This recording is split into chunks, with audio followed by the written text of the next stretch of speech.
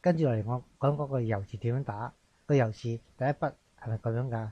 第二筆係咁樣㗎嘛？第三筆係咁樣嘅嘛？第四筆就係咁樣㗎嘛？第五筆就係咁樣嘅。咁嗱，根據呢個打成字嘅字根，打所在鍵，所在鍵咧個遊字咧就係喺個 M 字呢度嘅。咁第一筆打動嘅，所以 H。咁樣個勾咧就係一個 N， 打橫就係 G， 打動係 H， 打橫係 G。根據呢度嘅規矩咧，就所在鍵 M， 頭筆就 H， 次筆 N， 尾筆就係 G， 所以遊字咧就係打 MHNG 就係個遊字啦。跟住落嚟講嗰個古字點樣打。個古字第一筆係咁樣噶嘛，第二筆係咁樣，第三筆係咁樣，第四筆係咁樣嘅，第五筆就係咁樣嘅。咁所以根據呢個打法就係所在鍵個古字係個 D 字，D 字所在鍵喺呢度啦。咁第一筆係打橫，所以係 G。第二筆打動係 H， 打動係 H。呢個咧就係 N， 咁呢個又係 G。咁根據呢個規矩咧，所在鍵 D， 第一筆 G， 跟住第二筆 H， 最尾嗰筆係 G， 所以打個古字咧就係打 DGHG。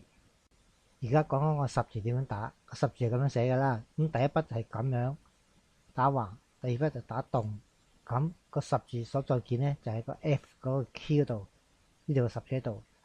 咁打橫呢筆咧就係 G， 打動呢筆就係 H， 所以個十字咧就係 FGH。頭先我介紹過見名字應該點樣打，啱唔啱？應該點樣打成字字根，應該點樣打。咁我諗大家都應該會清楚㗎啦。咁呢度嚟講，就係啲成字字根，咁都幾多下㗎。咁呢度有個口訣俾大家去記，咁大家細心去睇一睇啦。為咗方便大家容易記點樣打見名字、成字字根同埋單筆畫，我就將頭先嗰啲就輯錄喺呢度，方便大家容易記得。頭先我哋講過咩叫見面字啊？見面字嘅意思就喺鍵盤面上嘅字就叫見面字啊。咁而家我哋開始講見外字。咁咩叫見外字呢？見外字嘅意思就喺鍵盤面上高見唔到嘅字就叫做見外字。咁見外字取碼有三種方法。第一種就係光四碼，第二種就係超四碼，第三種係小四碼。光四碼嘅意思就啱足夠四個碼，咁我哋就全部攞晒四個碼。如果超過四個碼咧，我哋就攞頭碼、二碼、三碼同埋尾碼。如果唔夠四個碼咧，我哋打完個字根之後咧，我哋要加多個識別碼。而家我哋講講個副字點樣打。個副字第一個碼係個一畫，第二個碼係個口字，第三碼係個田字，第四碼係兩畫。咁一畫咧就係個之字，即係呢度啦。個口字就係個 K 字，即係呢度啦。咁個田字咧就係個 L 字，即係呢度啦。兩畫就係個 J 字呢度啦，即係呢度啦。咁我哋攞晒四個碼就係 GKLJ。而家我哋講個吸字點樣打。個吸字第一個碼係個翹絲邊，第二個碼係個人字，即係呢個人字。第三個碼係個一字，第四個碼係個口字。咁翹絲嚟講咧就係個 X 字喺度嘅。咁個人字嚟講咧就係個 W 字。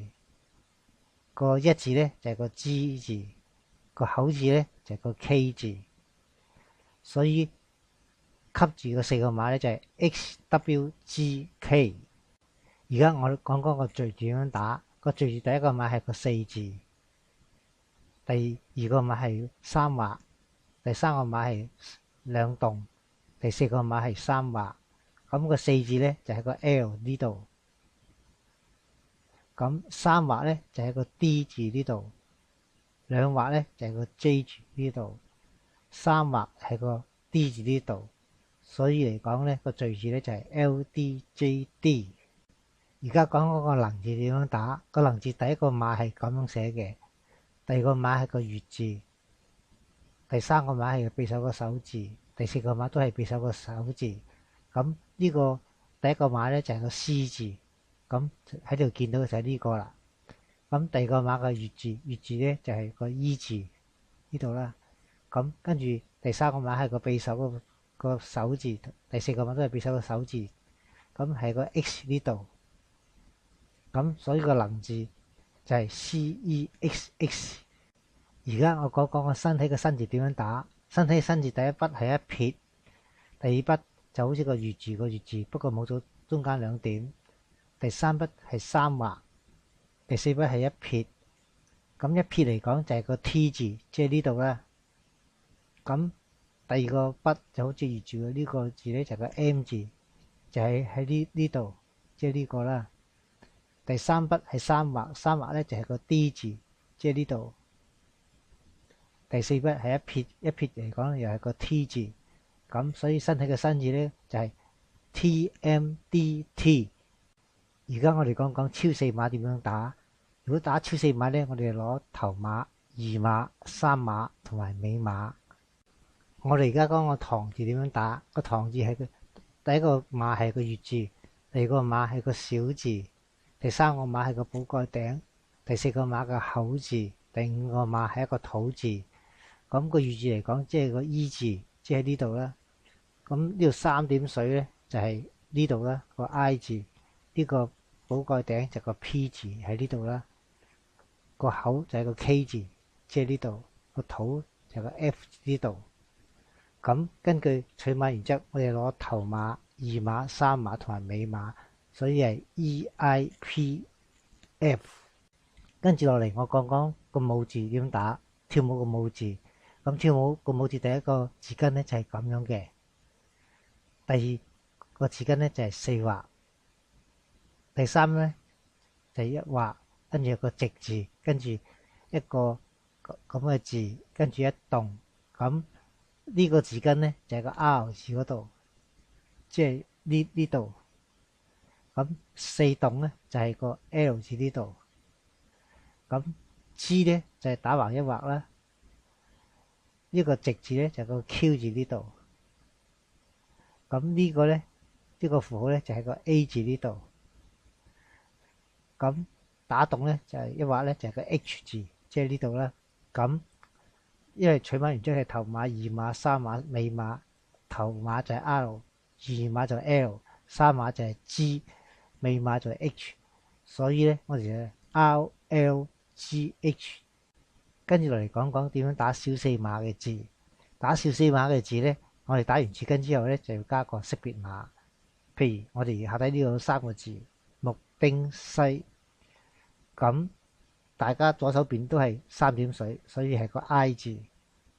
咁另外右手邊咧就係木或者丁或者西，佢哋都係同一個鍵裏邊，就係呢個鍵 S 鍵呢個鍵。所以我哋打完個 IS 之後咧，就要加個識別碼。識別碼產生原因咧，主要係為咗避免產生重碼。而家大家喺畫面上都可以見到一幅五筆輸入法嘅鍵盤圖，同埋鍵外字取碼嘅原則。我喺呢度話俾大家聽，光四碼點樣打，超四碼點樣打，小過四碼點樣打，咁方便大家容易記。頭先我提過識別碼呢個名詞啊，咁而家我就要解釋下咩叫識別碼。咁喺我解釋識別碼之前呢，我就要講講漢字嘅結構。漢字基本上有五種唔同嘅結構。第一種叫左右形，第二種叫上下形，第三種叫獨體字形，第四種叫半包圍形，第五種叫全包圍形。左右形嘅意思就係我哋可以喺中間呢度畫一畫，咁就將個字分開左右兩邊，咁就叫左右形。個語字好明顯，大家一睇落去就知道，如果中間畫一畫係咪將個字分開左右兩個字啊？上下形嘅意思就係如果我哋打橫一畫落去咧，就可以將個字分開上下兩個字，咁就叫做上下形啦。咁獨體形嘅意思就係如果我哋打橫呢度畫一畫，或者喺咁樣嘅畫一畫都分唔開佢嘅字上下或者左右嘅咧，嗰個字咧叫做獨體字。咁半包圍形咧就係有一個字根就俾另外一個字根半包圍住佢嘅，咁就叫半包圍形。咁個者字個包字同字都係屬於半包圍形。全包圍形咧就係個字俾另一個字包住，譬如個口字係咪包圍住另一個位字啊？識別碼嚟講咧，就將佢歸納為三大類。第一類係左右型，第二類係上下型，第三類就集合型。而集合型咧就係包含咗獨體字型、半包圍字型、全包圍字型。頭先我介紹過乜嘢叫識別碼，而家我開始介紹識別碼放喺個鍵盤乜嘢位置。大家知道呢條線由呢度開始到呢度咁落嚟，就係將個鍵盤分開左右兩邊。鍵盤左邊咧就由呢邊開始數起，個鍵盤嘅右邊就由呢度開始數起。咁呢邊咧就係1、2、3、4、5，呢度亦係1、2、3、4、5。